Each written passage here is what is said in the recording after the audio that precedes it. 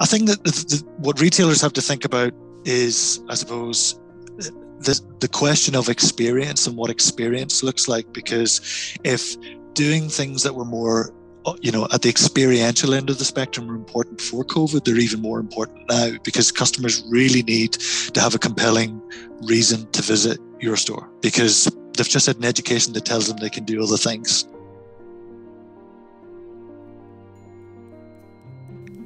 Welcome to the Human Insight Podcast, where we help you bridge the empathy gap to bring you a valuable, new understanding of some of the most innovative ideas and trends shaping the future of business and customer experience.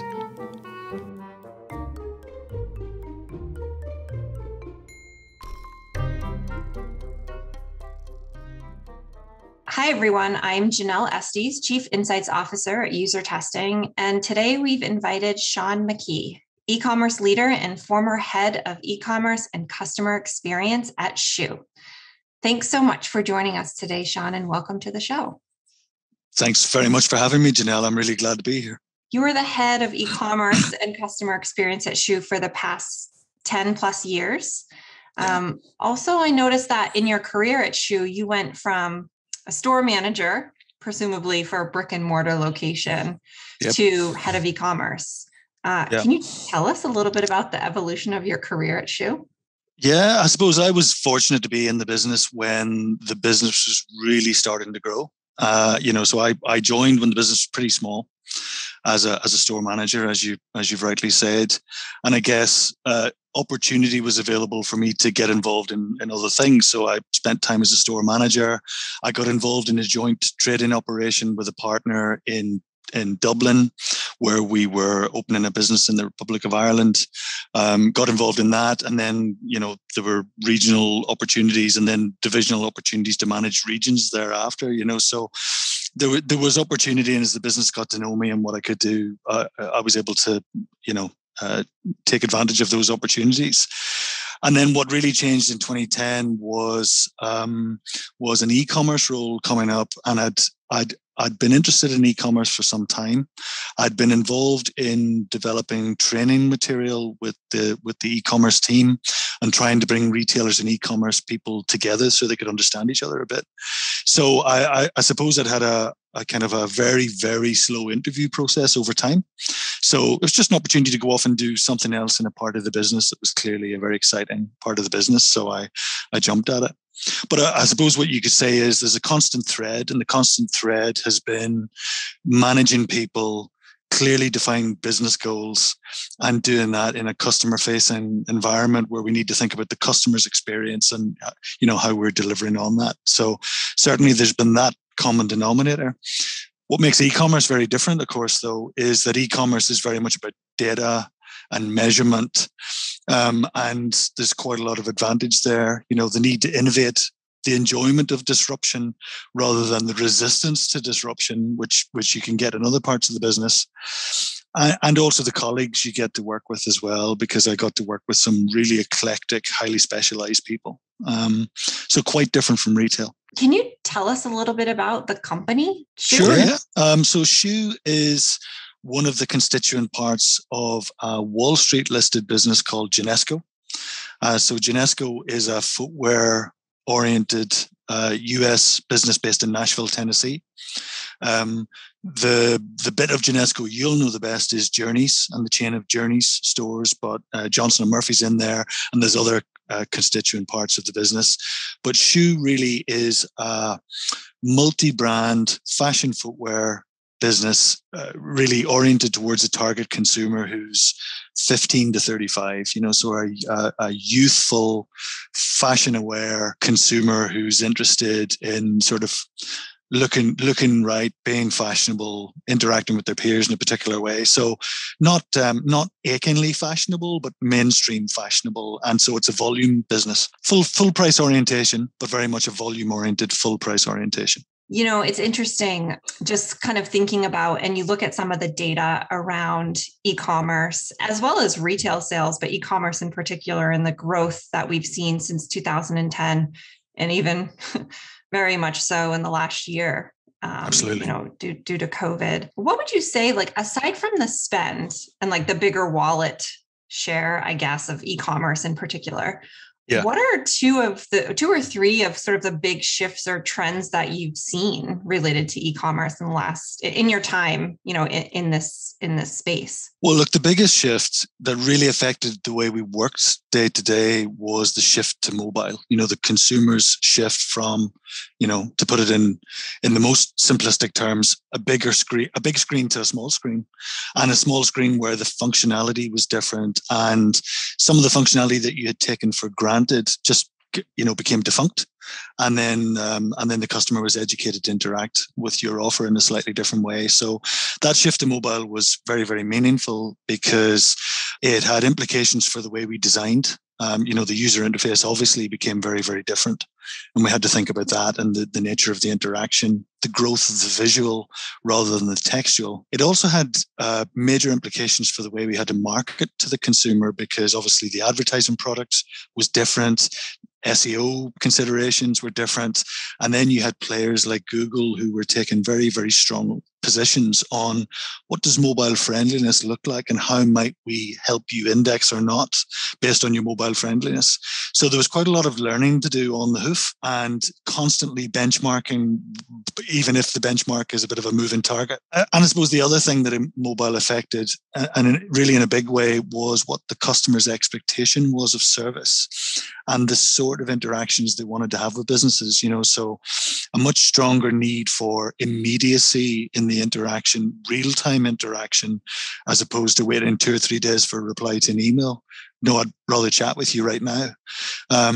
So, things like that. Services, certainly in the UK market, the sort of services that people wanted to consume, much more into next day delivery and even same day delivery in the metropolitan locations. It's just an expectation of speed and immediacy that was being driven by their education on their phones. And it became obvious, once the iPhone became ubiquitous, but it became particularly obvious, 5-6 years ago when players like Samsung really started bringing terrific products to market, big screens that give you a really rich experience. And so it's become utterly ubiquitous and really changed the way retailers have to interact with the consumer. So that's one. And I'll give you one more. I suppose the other one then is the flip side. The flip side is the major change to footfall into physical locations and what that's meant for businesses where the legacy is in brick and mortar and where the economic model for the business is built around that. So it's really understanding the performance implications when your business shifts in a particular way and the constraints that might apply as a result of that shift, because in the end, there's a lot of sunk costs in the physical parts of the business and you need to invest in the digital parts of the business. So there's a bit of tension. So I think there's been a couple of major changes and there's two. Yeah, that's a lot. That's a lot of changes. Everything from considering not just the human experience, if you will, like you talked about the expectations that people have around design and immediacy, and even the technical implementations, like Absolutely. The indexing that Google does it's not people sitting there evaluating the experience. It's technical and it's how they're evaluating how the site is built and Correct. how fast it loads and Absolutely. all of that. Absolutely. Yeah. And it's a moving target. Target. So it changes all the time. Constant state of iteration, and that's quite hard. And then the other thing you mentioned, I think is fascinating, is just sort of this tension between digital and physical. I remember I obviously won't name the name, but consulting with some companies where there was actually true competition between those channels. And obviously customers likely are not attuned to that unless you're in the space and you understand how these things work. But customers generally expect the same consistent experiences across touch points. They do. And increasingly, they want to have an experience that might need a number of those touch points, and certainly in some markets, services like click and collect are very important. And so, your ability to inform yourself before a store visit to think about store stock, is what I want there today, and to reserve it or to buy it. That's all become very important for the consumer. And you're quite right to say there is competition sometimes between channels. And that's about the KPIs and how the business articulates what's important to the business. And I'm sure no businesses are perfect, and Schuh was no more perfect than anyone else. Yeah, it's fascinating.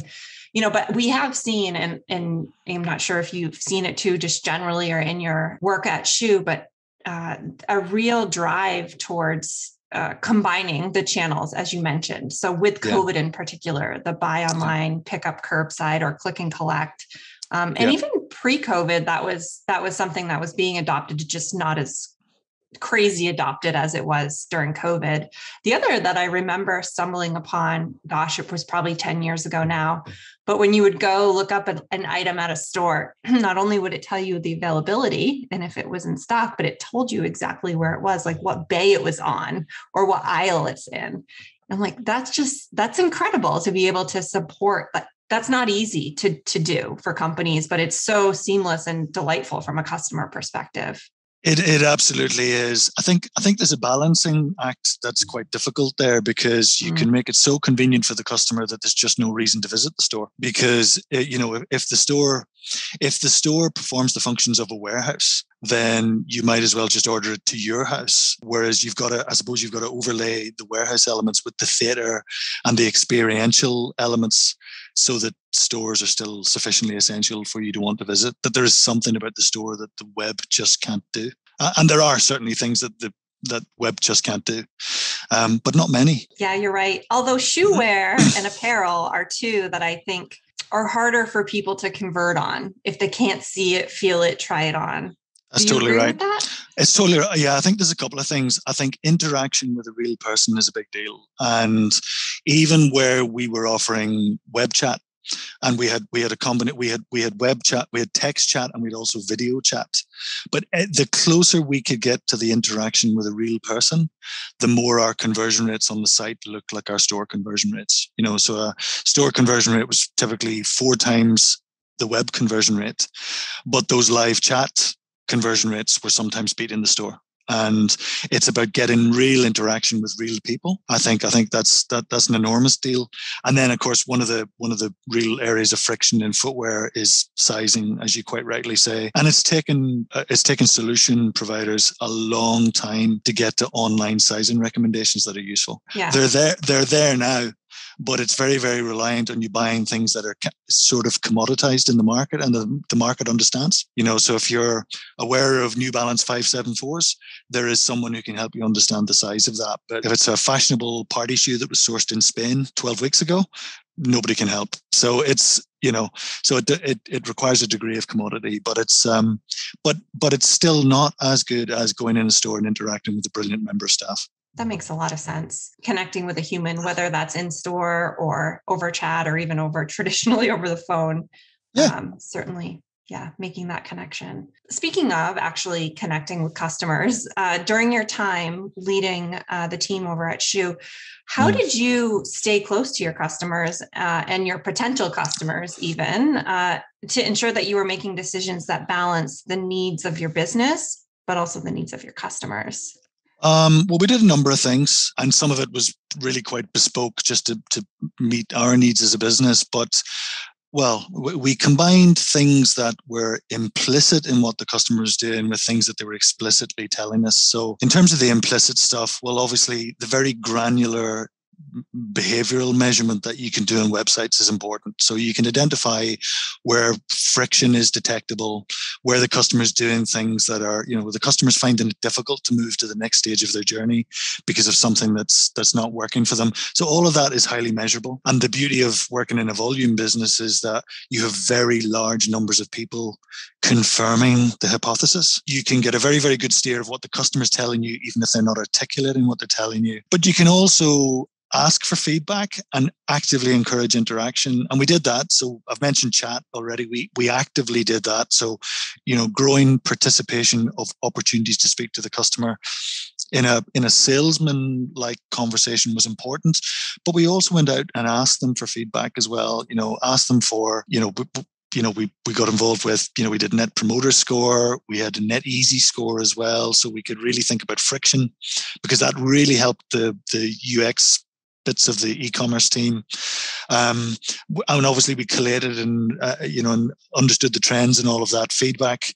We also innovated the experience to reflect not just what the customer was kind of showing us through volume, what they wanted, but where the market was headed as well, because we kept a very watchful eye on where the market was headed on, whether it was fit or payment or just different ways of making the customers experience that a little bit easier. And we did a very simple thing. We made sure the customer was at the table, so to speak, every time we had a project meeting. So a member of the customer experience team attended every meeting for every innovation on the website, so that there was someone there defending the customer's position, who understood also just what is it customers are going to ask about this, and the way the systems work with each other. What's not going to, how's this going to be a problem?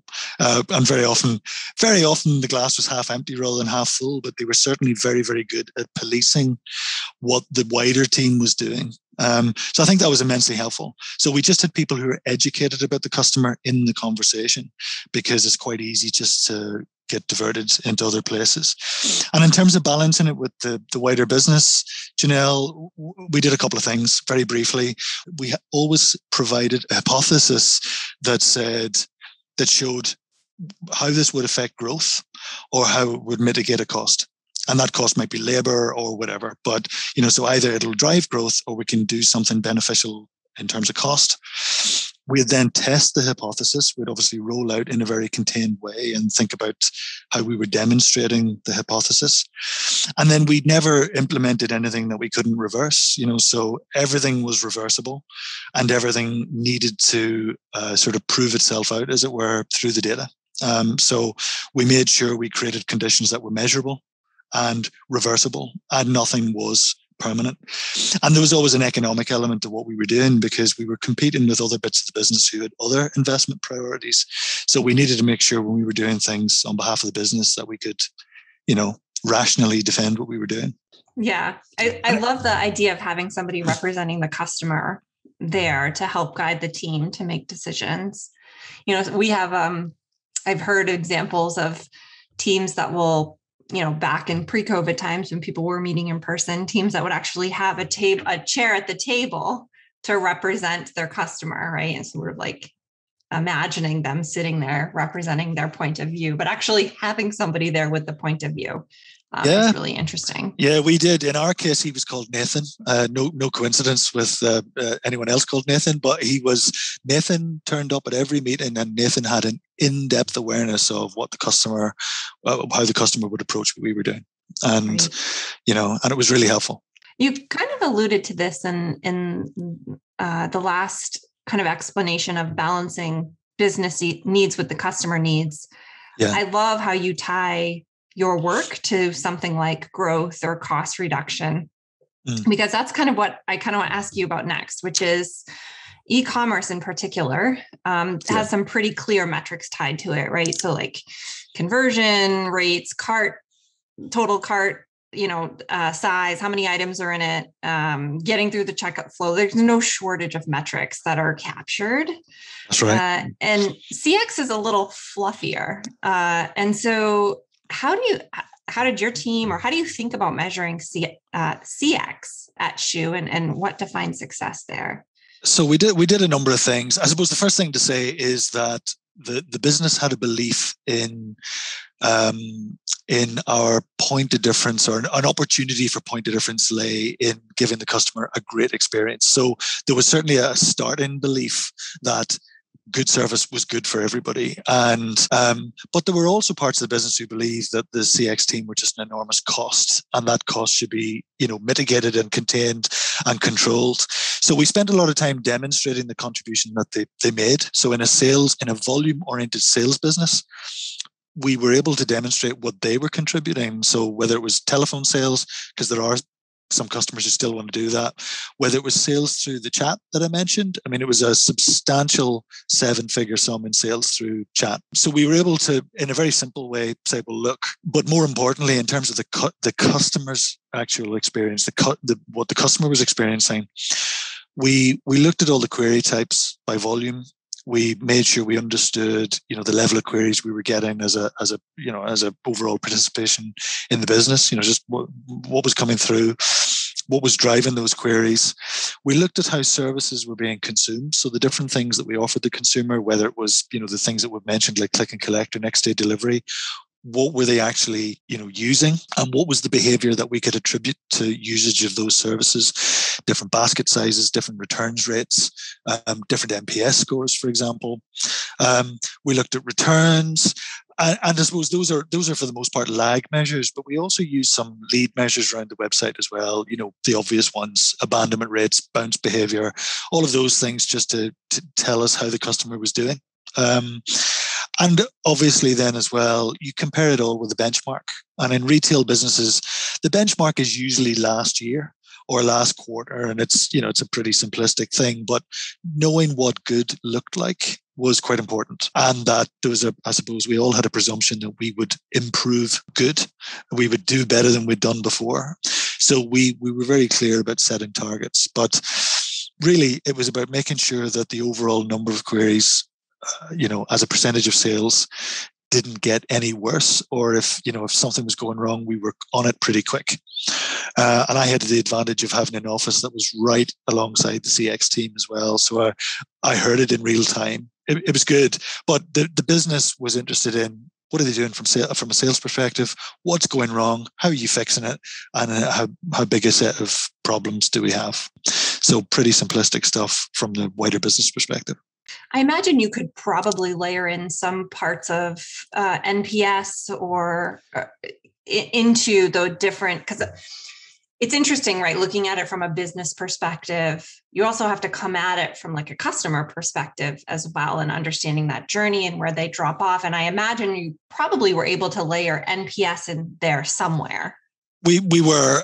It was probably most useful at individual locale level. We could tell you that our German customers weren't as happy as our English customers, for example. But NPS was useful from a whole business perspective because it was one of those universal languages that is quite useful, but it's not particularly useful in terms of driving what real customers get on the ground, I think. And we found the measurement, the net easy scoring that we did was more useful to us because we were in the business of removing friction from the experience, and it helped if we were talking to the customer about just achieving what they were hoping to achieve today, and really getting a flavor of their sentiment on that.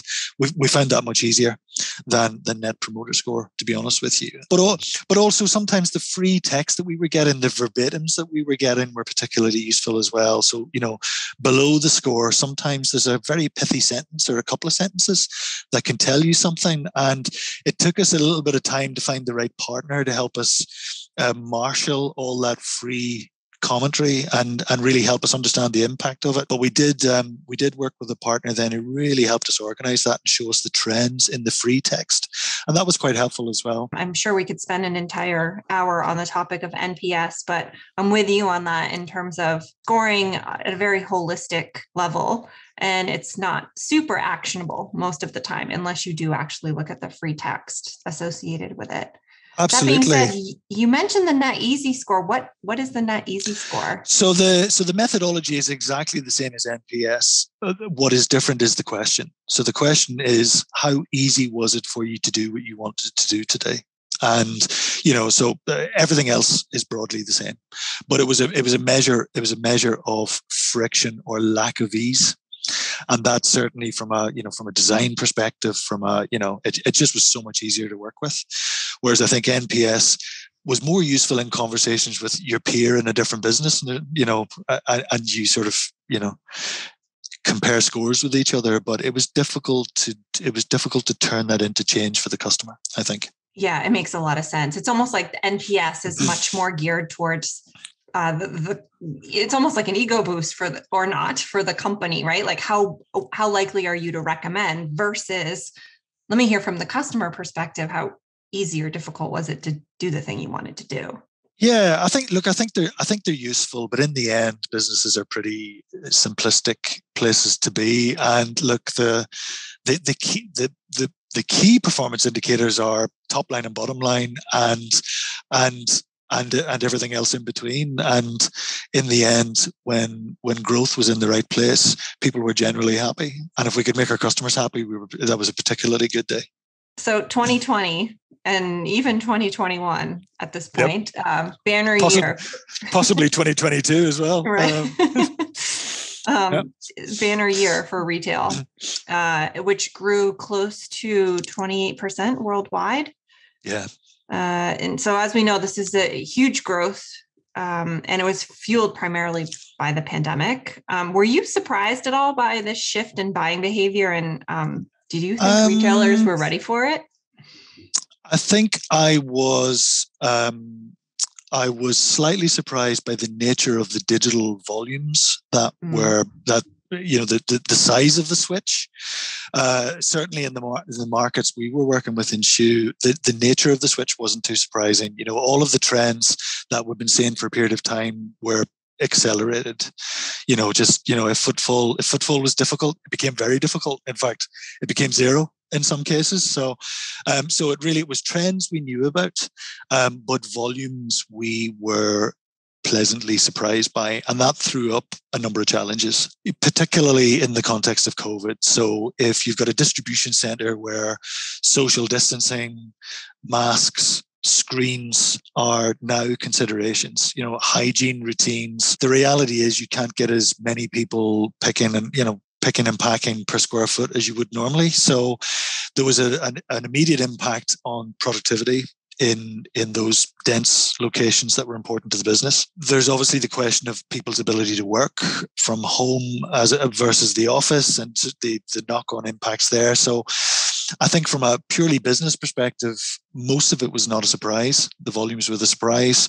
From a day-to-day operational perspective, there were lots of surprises and much learning to do on the spot. And then I think in retail more generally, it drove some fairly panicky behavior among retailers as well. So in the UK, where all stores were closed that weren't deemed essential retail, well, businesses had to take action to make sure they could move their inventory, that they could generate sales. So there's a lot of discounting in the market, huge amount of blanket discounting and promotions and those sorts of things. So I think it certainly had a knock-on effect, and it rode a coach and horses through anything that people understood as a season or a fashion season, and suddenly there was only demand for casual wear, tracksuits, jogging pants, fitness gear.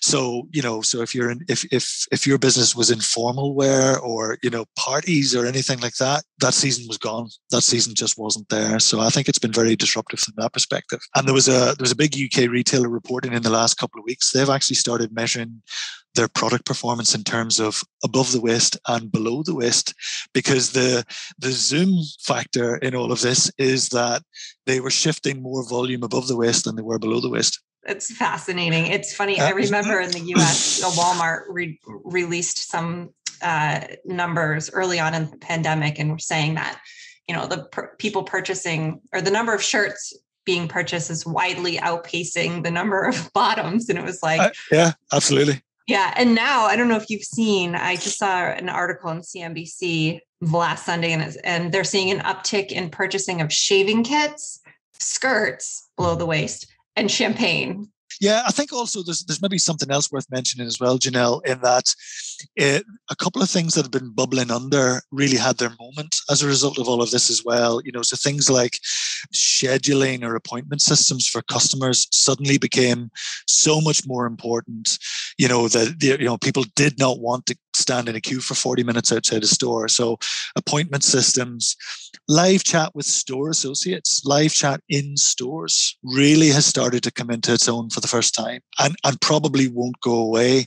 And of course, you mentioned it earlier as well, the curbside pickup in the US, services that were part of this redefinition of local, or redefinition of where local is today. It's outside the store. It's not in the store. So all of those things that had been bubbling under a bit sort of have had a moment in the sun, and that's quite good as well. In that some of them will outlive COVID, I think. Yeah. Speaking of that, what's going to outlive COVID from a retail perspective? Are these buying shifts here to stay? Like, what's your take? I think some of them are. There's certainly going to be a cohort of customers who've been educated, and you can't really put this genie back in the bottle. They've really thought about what's essential, what's not essential, what can I what should I be buying, where, and for what reason? People have been buying bulk buying things that they never bulk bought before. And, there's been all sorts of funny behaviors. So I think some of that will not be undone. Of course, Amazon has had a great COVID. So that process of education of the Amazon ecosystem continues. I think that what retailers have to think about is, I suppose, the question of experience and what experience looks like, because if doing things that were more, at the experiential end of the spectrum were important before COVID, they're even more important now, because customers really need to have a compelling reason to visit your store, because they've just had an education that tells them they can do other things. So the experiential stuff is important. I think there's some challenges around mix of retail as well, because certainly in this UK market, a number of retailers have fallen away as a result of COVID. There are fewer retailers in the market, and there's particular pressure on department stores and the department store format, which really has suffered. And the challenge that presents is very often they're the anchor store in shopping developments. So in your local mall, there's a bit, so there'll be a big anchor store with a big footprint that is the main draw. And then the other retailers open up around that main draw.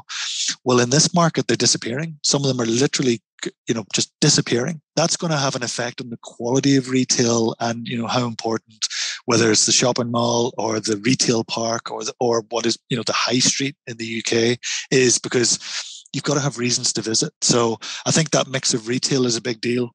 And also how we've spent our time in lockdown, all the things that people haven't been able to do. It isn't just shopping, it's dining, it's going to the pub, it's all of those things. So the competition for your spend is very, the desire to meet other people, to associate with other people is going to be how we want to spend our time.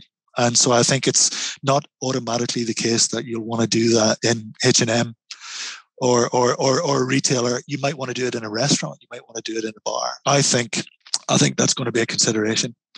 And last but not least, I think, and just the last one, I think the way we work has changed. I think a hybrid model is probably where we're all headed. And just descending into city centres and downtowns the way we used to, into large offices, is a thing. It may be a thing of the past, or at least partially a thing of the past, and that impacts retail as well. For sure, I had not even thought about this idea of when people are comfortable, the masses are comfortable with getting out, that retailers are also competing with all the other experiences that people can choose to have. Absolutely, yeah. I mean, some retail has done extremely well during COVID. If you're a bicycle retailer, you have had the best year your business has ever had. There's, if you're a supplier of gardening equipment or help people tend the grass on their lawn or plant hedges, you've had a good year. So it's all these things are relative, but I think there's going to be a lot of competition for what spend is available, and ultimately time. Right? Where people choose to spend their time when they have, free time. Absolutely. Okay, we're going to flip out. We're going to switch gears a little bit here. I'm going to move over to our lightning round of questions. This is meant to be fairly quick, but we can always spend more time if we need to.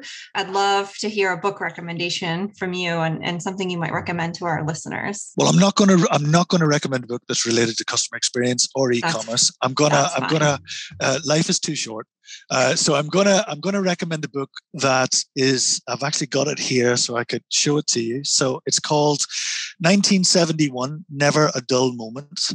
And it traces 1971 through the rock albums of 1971. It's by David Hepworth. And so if you're interested in the Rolling Stones, Carole King, absolutely pivotal albums in the lexicon of rock music, this is a good book. Led Zeppelin, it's a pretty decent book, and he traces the year through key music from that year. So I've found that particularly good recently, and I've spared you all the other reading. There's been a lot of Brexit going on here, and political identity, and all sorts of identity related stuff that I could talk to you about, but I think I've been kinder. I love that. That sounds like a great book, and only covers 1 year, huh? Seems like it's very good. And I think he's written a follow-up about just the format that is the album and the LP, the vinyl album in particular. Yeah. So yeah, maybe it's about my age or something, but I think it's very, very interesting. Yeah, that's nice. And we all need books that are outside of what we think about and do every day for our jobs. We do. Related, actually, back to experience, I'm sure, just given your role as, running customer experience and just being hyper aware of the consumer experience, I tend to evaluate a lot of my own experiences and which ones are good or bad or delightful. Anything come to mind, like a recent great experience that you had? Yeah, there is one. I bought a car during lockdown. And I couldn't visit the car. I couldn't test drive the car. And so I bought it through a combination of email, a video shop, and then a phone call to follow up the video shop. So I was dealing with a garage. They produced this fantastic video description. They walked the car, did all the close-ups I needed. Fantastic salesmanship as this commentary sort of on the video. Then sent all of this in real time. So I tell them I'm interested in their car. Half an hour later, I've got this video description of the car. And then I consume the video. And then half an hour after that, they're phoning me to discuss the video. I spent quite a lot of money basically over the phone, having not tested the product. But the quality of the interaction was so good that I had the confidence to do it. So, I've always been a sucker for web chat and these things really do work. But this was new for me in that it wasn't quite live, but it was close to live, and it was really good. And they got the sale. And the car was okay. So that was probably the standout one. Yeah, that's really interesting as well, because that interaction and that experience they had to create out of necessity. Like that's the way that they're going to sell cars now. It was exactly that. It was necessity that drove the change, and they did such a good job of it. I mean, it was a really good experience. And I know humans are terrible at predicting our own future behavior, but you probably be curious to see your perspective or hear your perspective on. Is that something you'd do again? I would do it again. I mean, in the end, it was personalized. It was completely personalized. It was a video for me. It wasn't a generic video. They made it as a result of my query, picked up on what I'd been saying in the query and reflected it back in the video. And I thought it was excellent. So I would certainly do it again. I'd much rather test drive the car though. Yeah. Understood. Yeah. Let's talk about the future. So we've seen a lot of change in the last year or so, and of course change over the last decade plus around retail, e-commerce, even experience in general. I'm curious, what are you looking forward to? Like, what excites you about the future of customer-driven experiences? I still think there's so much that's still not very good for the customer, and there's a couple of particular areas for me. Certainly in my last job, they motivated me enormously. The first is the role of augmented reality and being able to economically produce augmented reality material that brings product to life for the consumer in a way that is better than static images. And while you can have videos and beautifully rich imagery, being somewhere physical where you can interact with the product is still a very, very different experience. So there's still an opportunity for a middle ground there where AR can play a part. And I spent a lot of time trying to find a solution that was suitable for footwear. But the challenge was time to produce the material and the cost of the production. And so, if you're running a business with many thousands of SKUs, you've got to have a very economic and fast way of producing the material because you want people to interact with it. So I think AR has still got something to give. And I suppose the other one is for me is just the final mile for customers is still pretty poor. You are still completely a victim of the quality of the business carrying the parcel, the driver on the day, what the driver chooses to do in the seconds before the parcel is left at your premises, wherever that is. And some of the stories are really funny, but they're probably not particularly funny if you're the customer who's at the receiving end of the experience. But I still think final mile is pretty poor. And eBay tried something, probably the best part of 7 or 8 years ago. They acquired a business in the UK called Shuttle, and they were trying to do same-day delivery. In fact, I think they also piloted something in San Francisco where they were trying to do delivery to people's mobile phone. Given that your phone knows where you are, and that is real-time and trackable information, eBay had an aspiration to deliver to the phone. So it's the ultimate convenient service, and it never really got off the ground. So there's still plenty of room for that to be better. And I suppose what's happened in the interim is you've got people in the market delivering food in minutes. There's a lot of on-demand servicing going on in the market. So I think final mile still has some way to go, certainly for people buying fashion products and products that still offer services that are a bit hit and miss, if you're kind. Yeah, absolutely. I think it's a great point. It's almost like, as we get so used to and adapt to these really fast deliveries, right? 2-day delivery was like, Amazon Prime. And then that sometimes is overnight or one day. It's like, it's just kind of creeping up until it's sort of like, I just need this thing now. Yeah. It's amazing. I mean, I'm consuming things very differently now as well. So, now if I'm buying a book, I've got to make a decision between Kindle or Audible or a book. Our ways of consuming have fundamentally shifted. And it's good. It's fantastic to have choice, but it's complicated to have choice.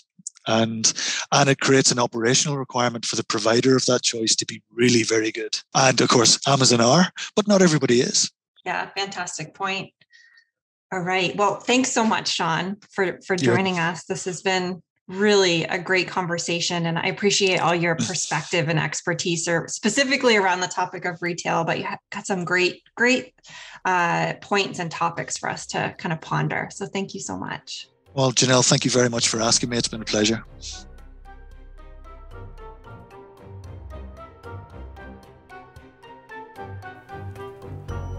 Want to keep the conversation going? You can visit our podcast hub, usertesting.com/podcast, and check out past episodes. If you haven't already, don't forget to follow us on Apple Podcast, Spotify, Overcast, or Google Play, so you can never miss a good episode. And if you enjoyed today's show, please share it with a friend or leave us a rating and review on Apple Podcast.